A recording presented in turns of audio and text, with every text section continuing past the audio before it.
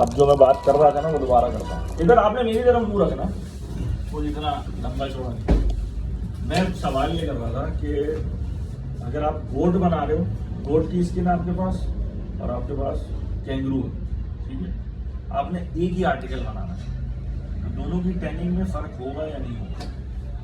बिल्कुल फ़र्क होगा इसमें। देखिए, क्योंकि एक तो टेक्सचर का फ़र्क है इसमें स्किन के, और दूसरा ये कि टैनिंग ओरिजिन के लिहाज से, स्किन के टेक्सचर के लिहाज से फ़र्क ही आती है। तो तकरीबन हर प्रोसेस का तो नहीं, लेकिन जो मेजर प्रोसेस है उनमें, जिसमें लाइमिंग डिलाइमिंग हो गई, वो आर्टिकल के लिहाज से आप जो मटेरियल है उसके लिहाज से उसको आप एडजस्ट करते हैं।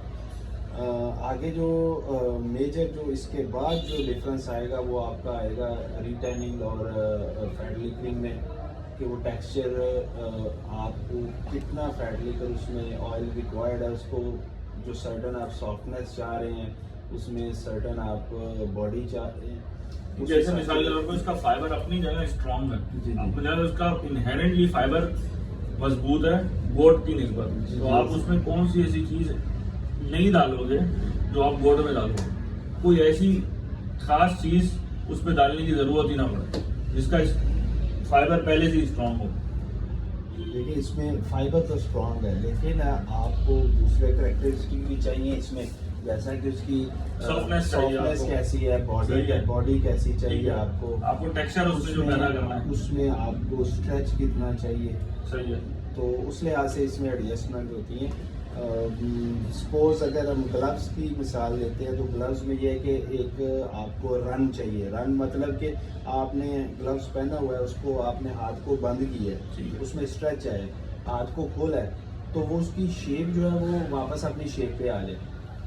ठीक है, बगैर किसी शल और बगैर कोई उस पर कोई रिंकल नहीं, डी शेप ना हो। कि जैसे नकल्स है आपकी, तो आप हाथ को बंद रखते हैं, थोड़ी देर बाद खोलते हैं, वो उसी वो जो नकल्स है आपकी, उनकी शेप वो आ जाती है उसमें, बरकरार नहीं, वो नहीं आनी चाहिए, वो अपनी ओरिजिनल शेप में आ जाए। इसको टेक्निकल वर्ड में रन बोलते हैं, उसमें कि लेदर उसमें है इतनी कैपेसिटी कि वो स्ट्रेच भी है, लेकिन जब आप अपना वापस खोलते हैं तो वो अपनी शेप में वापस आ जाता है। तो ये चीज मिसाल के तौर पर सॉफ्टनेस की बात अगर कभी, गारमेंट का जो चमड़ा होता है वो हम दस्ताने में इस्तेमाल नहीं कर सकते, जो अपैरल का चमड़ा होता है, इस अगर डेफिनेशन की बात करें उसमें देखिए, जो मेन चीज आपकी वो है टेयर, क्योंकि आप हाथ का जोर जो है वो आपका ज्यादा है, आपने वर्किंग भी करनी है उसमें, तो कंपेयर टू गारमेंट्स उसकी टेप जो है वो ज़्यादा स्ट्रॉन्ग होनी चाहिए। ठीक है, गारमेंट्स में जो है वो स्ट्रेच सॉफ्टनेस ज़रा थोड़ा सा कंपेयर टू ग्लव ज़्यादा वो एक्सपेक्ट किया जाता है। ठीक है।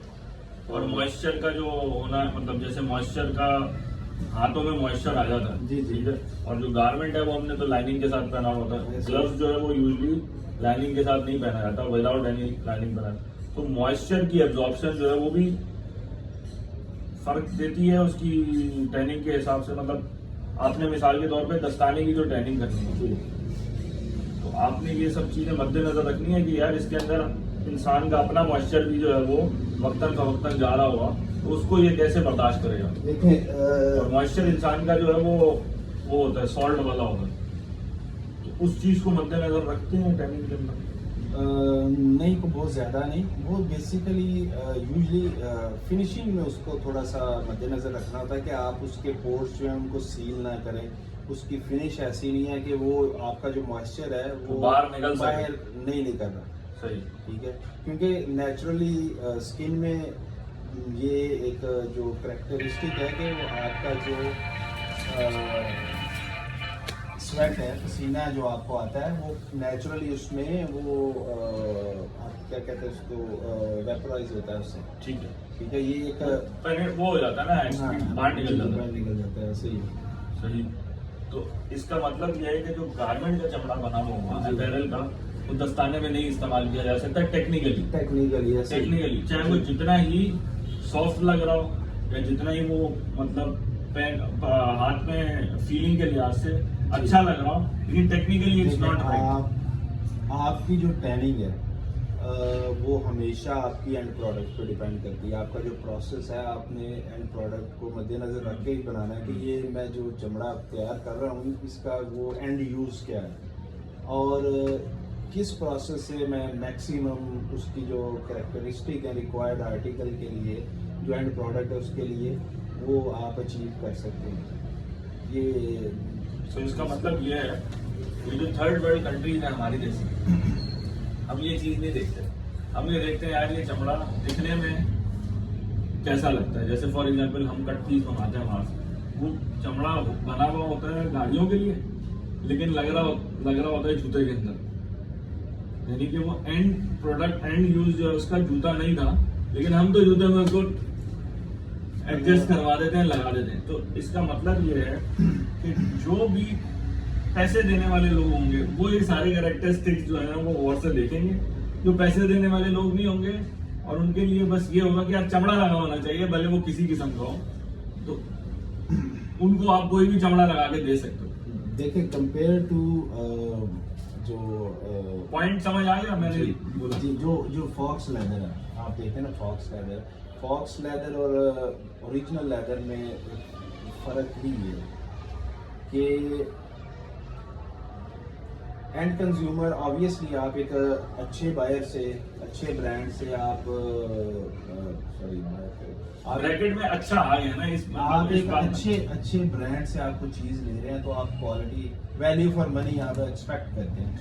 ठीक है, तो अगर कोई भी वो थोड़ा बहुत जो एंड कंज्यूमर है वो समझता है इस चीज़ को, तो वो ऑब्वियसली थोड़ी देर इस्तेमाल के इस्तेमाल के बाद इस चीज़ को ऑब्जर्व करेगा।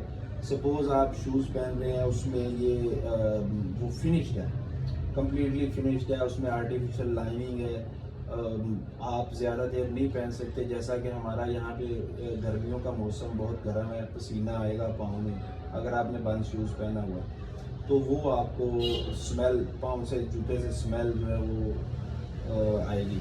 तो आम छोटे लेवल पे या जो लोग सस्ता जूता है तो वो ये चीज़ें एक्सपेक्ट भी नहीं करते। उनके माइंड में एक होता है, उनके माइंड में है बस चमड़ा है काफी है, चमड़ा था तो बस काफी है।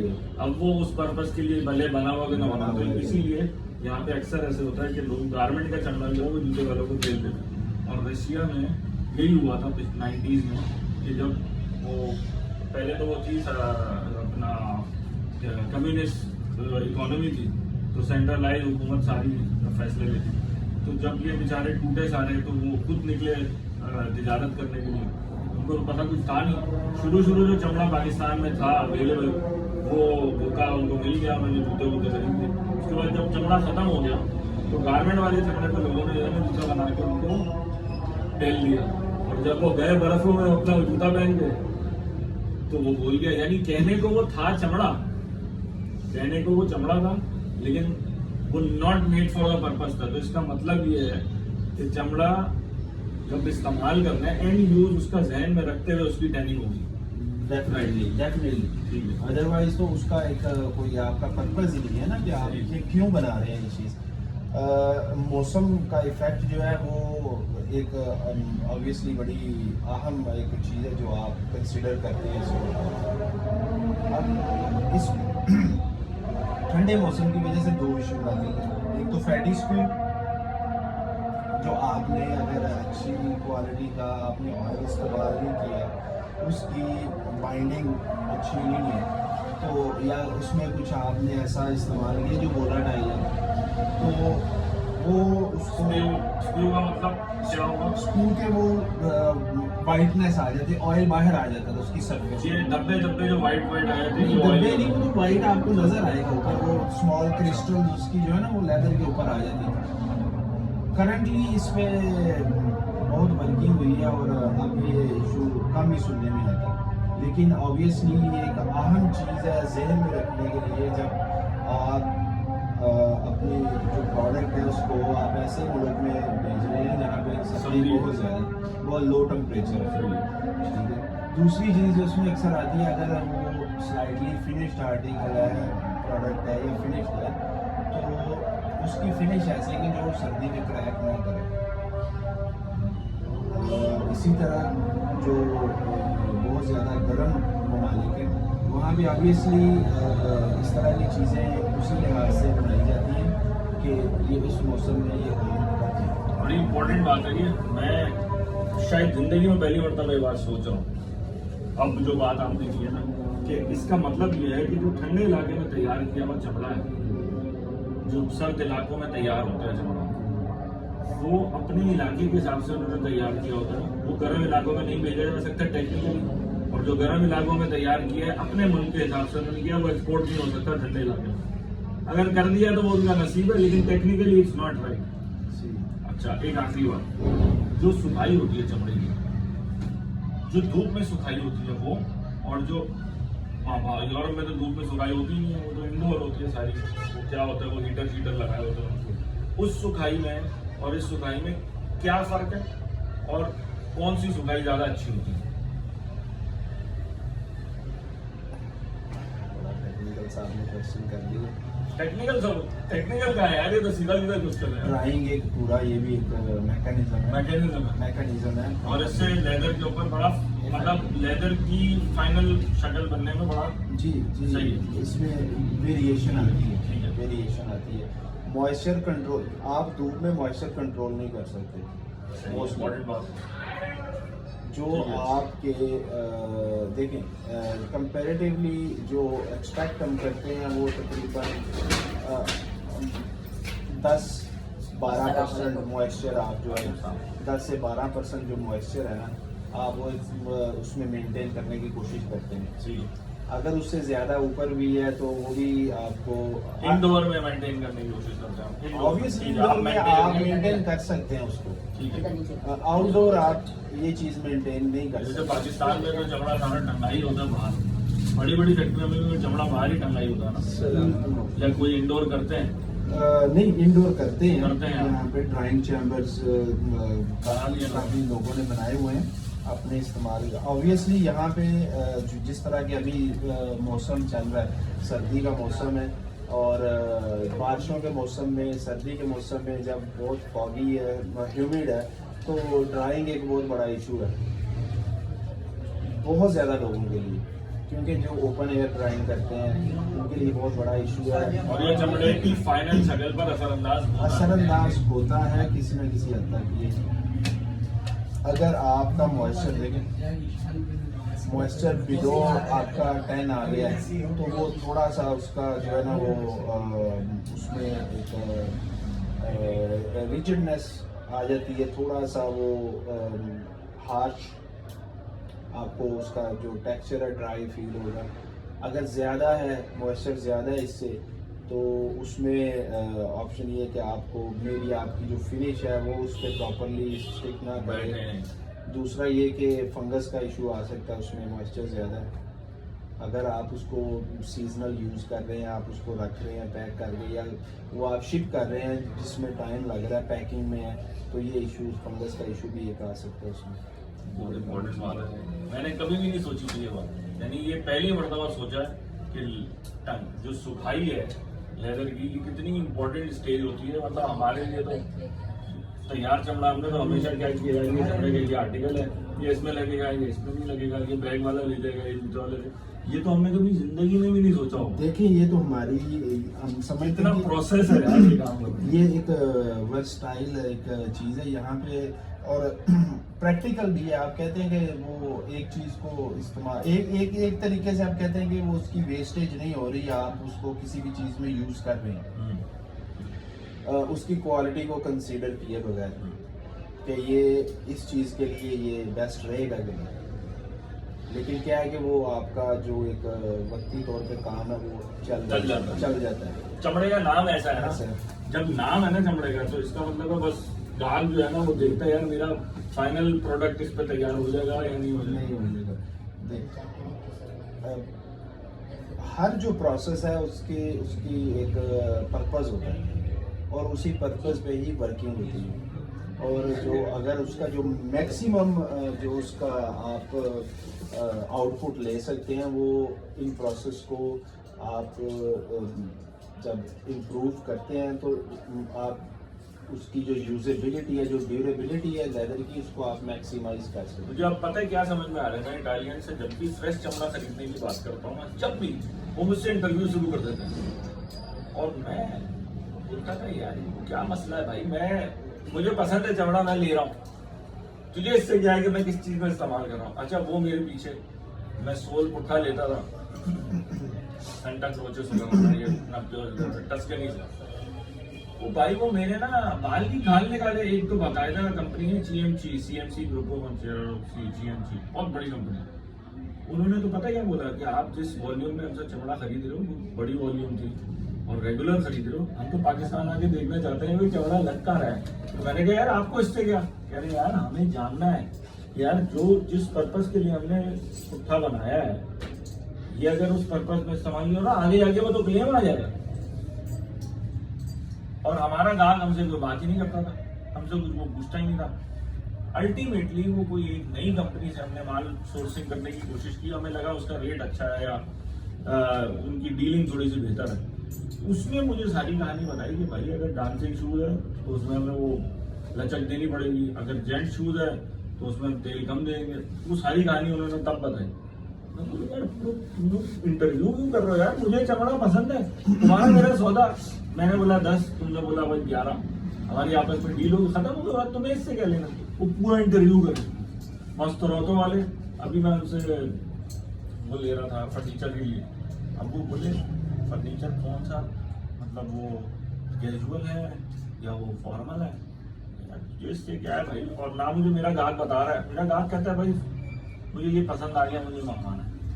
अब वो मुझे गोरी बोले अगर उसको कोई प्रॉब्लम आ गई तो मुझे तो वो नहीं बताने लगी कि वो किस चीज के लिए इस्तेमाल, मुझसे वो खुलकर थोड़ी बात करना। बोल रहे भाई ये करना चाहिए, वो इंटरव्यू नहीं जाके तुम पूछो भाई साबर क्यों लगा रहे भाई, साबर तो नहीं लगानी चाहिए इस चीज में। अब मैं बोलूं वो मेरा ग्राहक कहता है मेरी मर्जी, ठीक है, इटालियन बोलता है यार ऐसे नहीं होता था।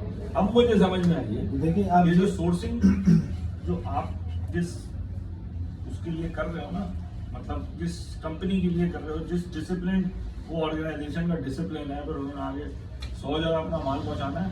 ये नजाकतें जो है ना, ये वो लोग करते हैं जिनको आगे की फिक्र होती है, जिनको आफ्टर सेल सर्विस के हवाले से परेशानी होती है, कल को हम फिर क्लेम कैसे देंगे।